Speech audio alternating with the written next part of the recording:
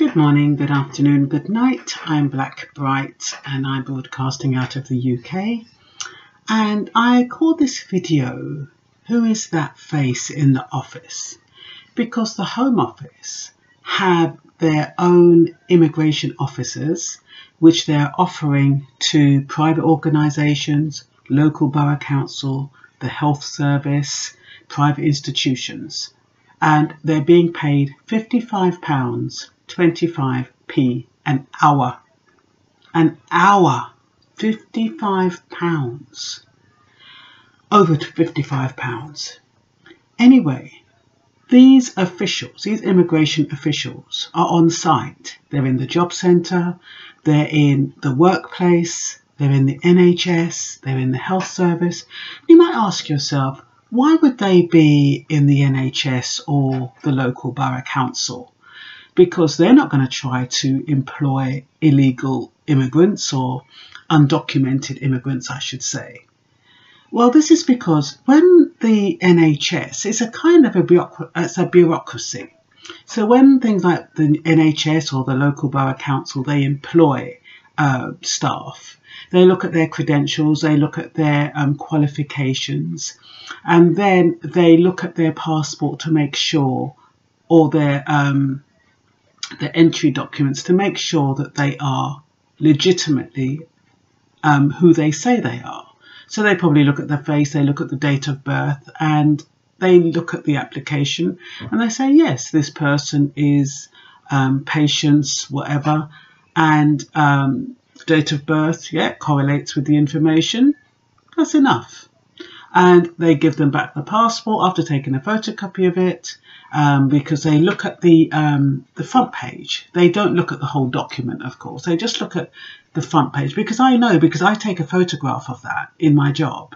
When we have applicants, we take the picture page and we take the front page, and then all their qualifications and stuff like that, you know, bills in their name, last 3 months, all of that. So they comply with all of that money laundering documentation and stuff like that. But what we don't do, or not what they don't do, is look through the passport to see what their visa status is, or to see if they are allowed to work. So I can understand why immigration officers would go into local councils, go into job centres, go into the health service, as well as private organisations. Private organisations, they can get a fine, so they're less likely, they're probably more likely to be more stringent, because they don't want to breach anything that's going to cost them money, so they're likely to be more stringent. But yeah, these immigration officers, I don't know how long, it's been running ever since 2016 apparently. It's in line with the hostile environment policy, and which now they prefer to call the compliant environment policy. It is actually hostile because it is forcing people to live very, very uncomfortably. They can't even meet their basic needs, and that the basic needs are the rights of any human being, and they're not even been able to do that. It's not like they're sponging off the dole, they're actually trying to work. So you can understand, I can understand illegal immigrants who come in, but then you'll have people saying, oh, but they're taking our jobs.